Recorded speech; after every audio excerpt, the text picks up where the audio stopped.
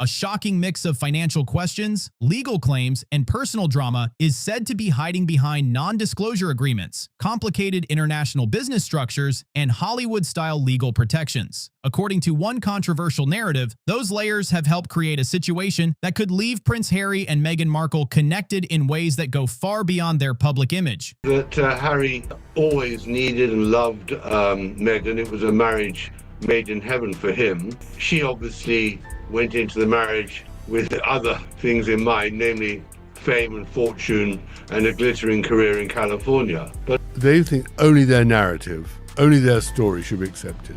They can't take it that somebody can criticize them, that someone can question them. Many believe that it's impossible for the marriage to continue. They're under huge pressure now because of the finances. And I think that is always a huge test, a big test on any relationship. No matter what happens in their private lives.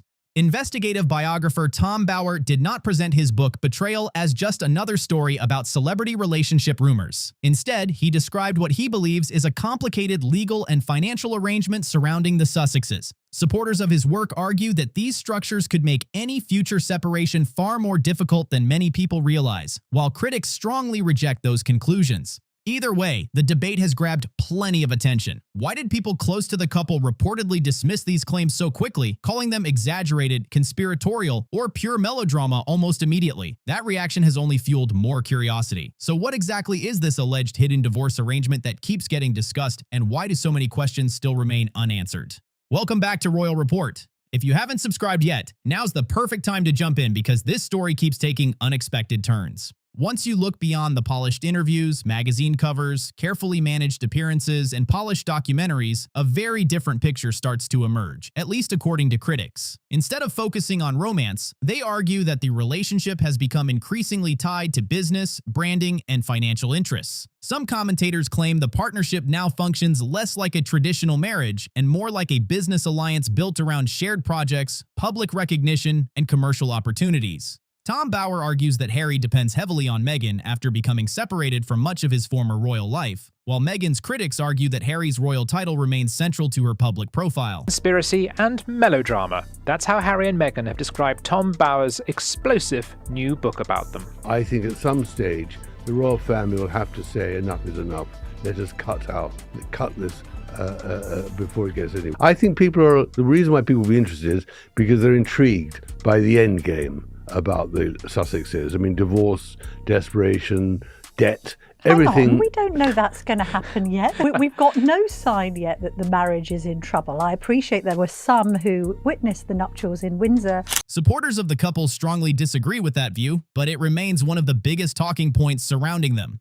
As more questions are asked about this dynamic, an even bigger one keeps appearing. What happens if a partnership built around worldwide attention and royal connections starts running out of fresh stories, while the cost of maintaining that public image keeps climbing higher and higher? That question sits at the center of many discussions surrounding the Sussex brand today. Many reports have suggested that maintaining their California lifestyle comes with enormous yearly expenses. Security costs are believed to consume millions of pounds annually, while property taxes, legal expenses, professional advisors, staff, and luxury living all add to an extremely expensive operation. Whether every estimate is accurate or not, few disagree that their lifestyle requires substantial income to support it year after year. Critics also argue that Meghan has always aimed for worldwide recognition and major commercial success, leading to ambitious projects designed to build an international brand. Early streaming agreements attracted huge headlines and reportedly carried enormous expectations. However, several of those partnerships later ended or changed direction, leading observers to question whether the couple could continue producing projects that attracted the same level of public interest.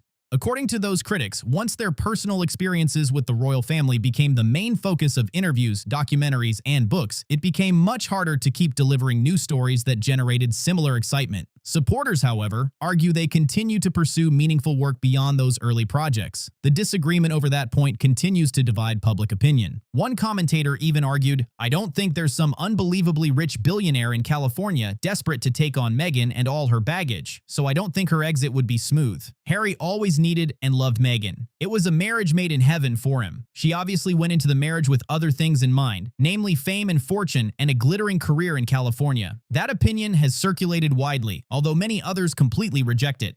Critics also point to several public appearances where they believe image management appeared to take center stage.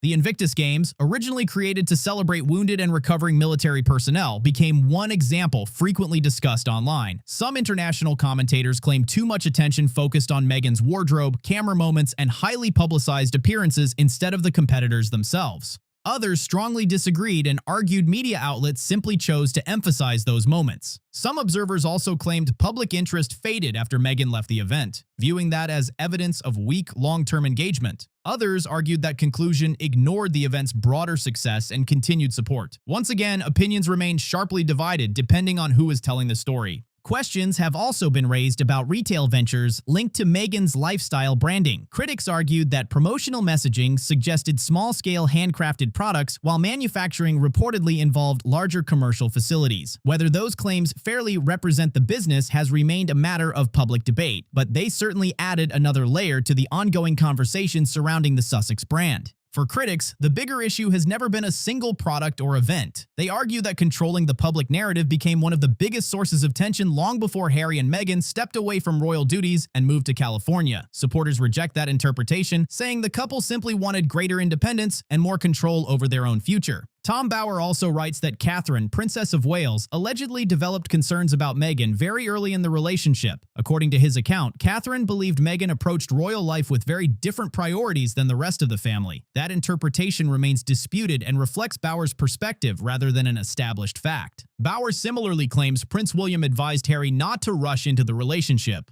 According to his version of events, William questioned whether Meghan fully understood or accepted the long-term responsibilities connected to royal life. Supporters of Harry and Meghan have challenged those accounts, but stories about those alleged warnings continue to circulate years later. Harry ultimately followed his own path, and his relationship with William reportedly suffered as a result. Since then, countless headlines have focused on the distance between the brothers, although many details remain private and unconfirmed. Now, attention has shifted once again toward the legal and financial questions surrounding the Sussexes, especially the ongoing speculation about an alleged hidden divorce clause and whether any such arrangement truly exists. Many people assumed that if Prince Harry's marriage ever ended, he could simply pack his bags, fly back to London, and slip into his old life without much trouble. But according to some legal commentators and royal observers, the situation may be far more complicated than that. They argue there are financial, legal, and personal issues that could make any separation much harder than most people expect. One topic that often comes up involves Princess Diana's famous jewelry collection. Some reports have claimed that several pieces associated with Diana were given to Meghan during the marriage. However, the exact ownership and legal status of those items have been the subject of speculation, and there is no public evidence confirming how every piece would be handled if the couple ever divorced. Even so, commentators continue debating whether valuable personal property, family heirlooms, and financial negotiations could become major issues if a separation ever happened. Some believe those assets could become part of difficult settlement discussions, while others argue much of the speculation goes far beyond the publicly known facts. Either way, it remains one of the biggest talking points surrounding the couple. For critics, this entire situation raises even bigger questions. They argue that behind the polished headlines and carefully managed public image lies a much more complicated financial picture than most people ever get to see. Supporters strongly reject those claims, but the debate refuses to disappear. Then there is another issue that keeps getting attention: private information. Some commentators have speculated for years about the possibility of future books or memoirs being released if the marriage were ever to end.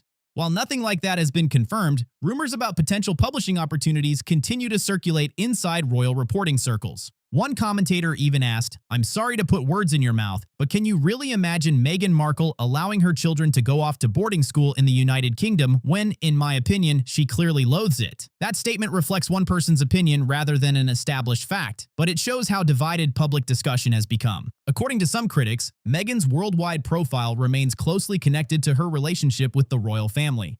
Supporters completely disagree, pointing to her own career and charitable work. Still, many royal commentators believe that any future memoir or exclusive interview would immediately attract worldwide attention simply because of the public fascination surrounding the monarchy.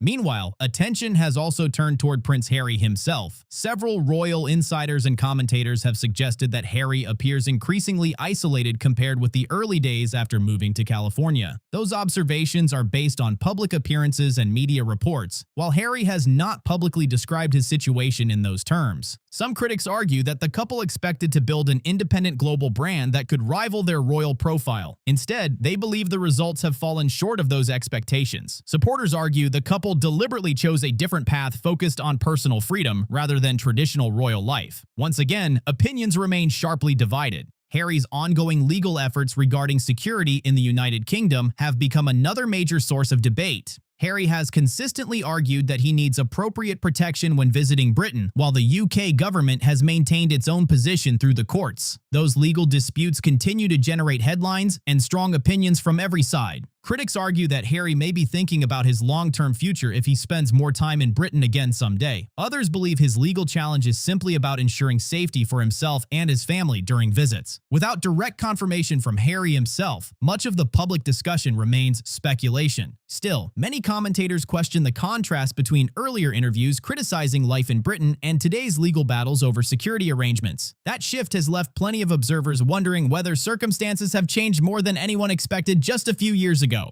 One commentator summed up the situation with a colorful comparison, saying it was like a man realizing he jumped out of an airplane without checking whether his parachute was packed. That statement reflects opinion rather than fact, but it captures how dramatically some critics view Harry's current position. Another commentator argued, Harry had all the money he needed. He had all the fame he needed. He had the applause he needed. The point about Meghan is she was looking for fame. She was looking for applause. She was looking for international recognition. Those remarks represent the speaker's personal opinion and remain strongly disputed by supporters of the couple. That same discussion also questioned whether Harry might eventually want to reconnect more closely with Britain if circumstances changed in the future. Whether that ever happens remains completely unknown, but it continues to be one of the biggest questions surrounding the Duke of Sussex. Public appearances have also become part of the conversation. Harry continues supporting charities and veterans organizations, particularly those connected with mental health and military communities. Critics argue he is often presented as a public advocate despite having no formal clinical qualifications, while supporters point out that lived experience and advocacy do not require professional certification.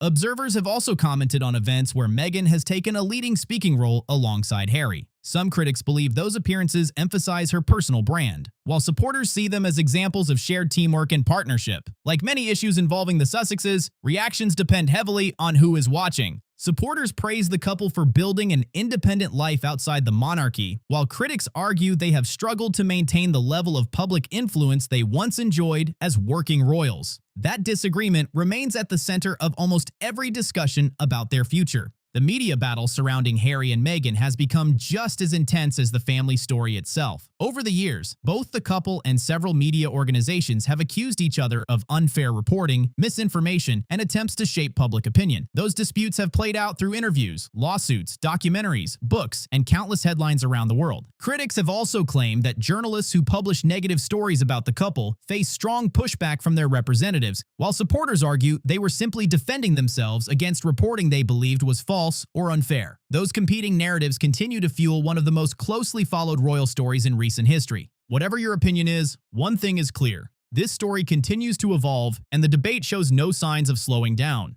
Every new interview, court case, public appearance, and media report adds another piece to a puzzle that people around the world continue trying to figure out. What do you think? Are these developments being misunderstood, or do you think there's more happening behind the scenes than the public knows?